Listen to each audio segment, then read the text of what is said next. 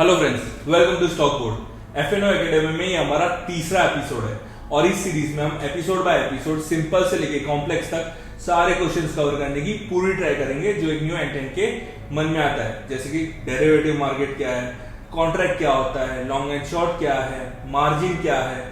वैसे तो हमने ये सारे वीडियोस पीछे बना ही रखे हैं, पर अगर आपने वो वीडियोस नहीं देखे हैं तो नीचे आपको डिस्क्रिप्शन में लिंक मिलेगी और आई बटन पे भी आप क्लिक कर सकते हैं। तो शुरू करते हैं हम हमारा आज का एपिसोड जो कि है फ्यूचर एंड ऑप्शंस की एक्सपायरी पे। सो दीपक, आज हम बात कर रहे हैं फ्यूचर एंड ऑप्शंस की एक्सपायरी पे। तो क्या होती है ये एक्सपायरी? वैसे तो मैंने दवाइयों के पीछे एक्सपायरी देखी ही है और मैंने खाने पीने की चीजों पे भी एक्सपायरी देखी है, पर ये वायदा बाजार में एक्सपायरी क्या होती है?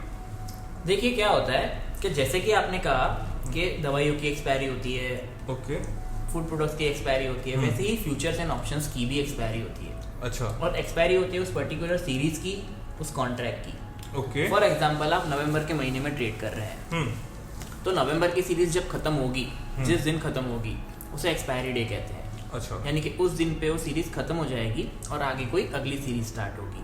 ओके। और जैसा कि हमने लास्ट एपिसोड में समझा ही था कि किसी भी समय एफएनओ में 3 सीरीज चालू रहती है। अच्छा। करंट मंथ सीरीज जैसे कि नवंबर, नेक्स्ट मंथ सीरीज दिसंबर और फार मंथ सीरीज यानी कि जनवरी। ओके। तो नवंबर की सीरीज जब खत्म होती है तब फरवरी की सीरीज स्टार्ट हो जाती है। अच्छा। और दिसंबर की सीरीज जब खत्म होगी तो मार्च की सीरीज स्टार्ट हो जाएगी। अच्छा। यानी कि एफएनओ में एक्सपायरी का मतलब यही है कि उस पर्टिकुलर सीरीज की एक्सपायरी। अच्छा। और उस सीरीज के जो भी जितने भी कॉन्ट्रैक्ट हैं, जो भी आपने खरीदे या बेचे हैं, वो उस दिन पे एक्सपायर हो जाएंगे। अच्छा, तो हमारे पास जो भी शेयर्स है वो कोई ना कोई दिन मतलब वो एक्सपायर हो जाएंगे? शेयर्स एक्सपायर नहीं होते। अच्छा। वो सीरीज का जो कॉन्ट्रैक्ट है जो आपने लिया है, अच्छा, वो एक्सपायर हो जाता है। ओके। अगली सीरीज तो रहेगी ही। अच्छा, तो मैं ये पर्टिकुलर शेयर्स जो भी है वो मैं वापस खरीद सकता हूँ मतलब? यस।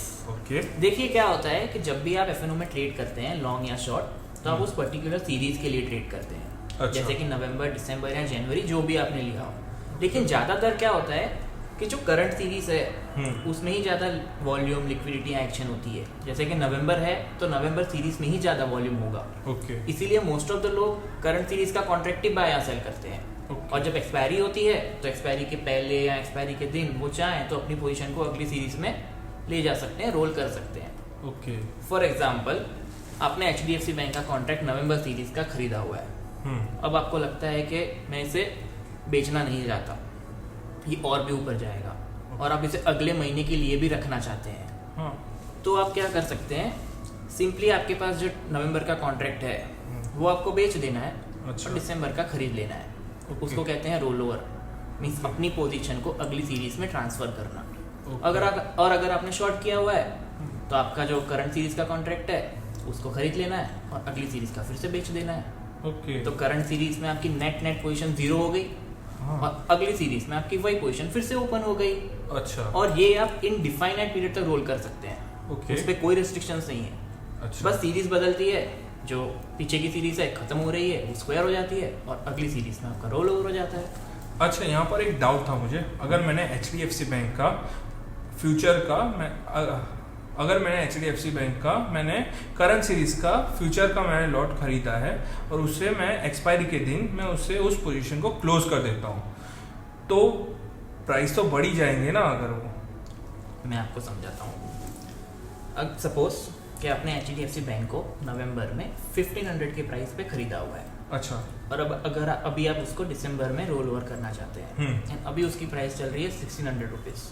ओके। तो ये जो 100 रुपीज का जो डिफरेंस है ना, वो आपको एज प्रॉफिट आपके अकाउंट में ट्रांसफर हो जाएगा, उसका कोई टेंशन नहीं। अच्छा, तुम ये जो इंडेक्स के फ्यूचर होते हैं, स्टॉक के फ्यूचर होते हैं, कम्युनिटी के फ्यूचर्स होते हैं, वो सारे है ना एक दिन तो एक्सपायर होंगे ही ना, तो वो कब होंगे? ये बहुत ही अच्छा सवाल है। अगर हम इंडेक्स की या स्टॉक की मंथली एक्सपायरी की बात करें, जैसे कि नवंबर या दिसंबर की एक्सपायरी की, तो वो उस मंथ के लास्ट थर्सडे को होती है। अच्छा। जैसे नवंबर है तो नवंबर के लास्ट थर्सडे को उसकी एक्सपायरी होगी। ओके। जैसे कि नवंबर सीरीज का लास्ट थर्सडे 24 को था, तो उस दिन पे नवंबर सीरीज की एक्सपायरी थी। ओके। और ये सिर्फ इक्विटी मार्केट के लिए ही है। कमोडिटीज का एक्सपायरी डेट अलग होता है। अच्छा। जैसे एग्री कमोडिटीज हैं, बुलियन कमोडिटीज हैं, उनकी एक्सपायरी डेट्स अलग अलग हैं। ओके। और यहाँ एक और बात ये है कि सपोज मंथ के लास्ट थर्सडे को छुट्टी है तो एक्सपायरी उसके एक दिन पहले होगी, वेडनेसडे को। ओके। और अगर वेडनेसडे थर्सडे दोनों ही दिन छुट्टी है तो एक्सपायरी ट्यूसडे को होगी।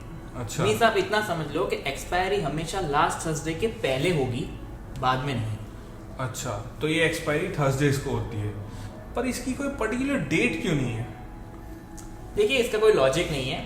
अब एनएससी ने रूल बना रखे हैं तो वही चल रहे हैं। अच्छा। लेकिन दूसरी एक्सचेंजेस हैं जैसे कि एमसीएक्स जहाँ कमोडिटीज की ट्रेडिंग होती है, वहाँ डेट फिक्स है 5 तारीख और 20 तारीख। ओके। अब ये एनएससी में थर्सडे का क्या लॉजिक है वो नहीं पता।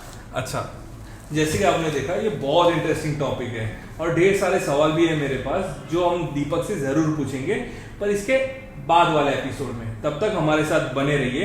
पर यहाँ पर एक और चीज की एक्सपायरी नहीं होती, वो है नीचे दिए गए लाइक बटन की। तो अगर वीडियो पसंद आई हो तो लाइक कर दीजिए और शेयर कर दीजिए। तब तक मिलते हैं नेक्स्ट एपिसोड में विद न्यू क्वेश्चंस। तब तक के लिए बाय।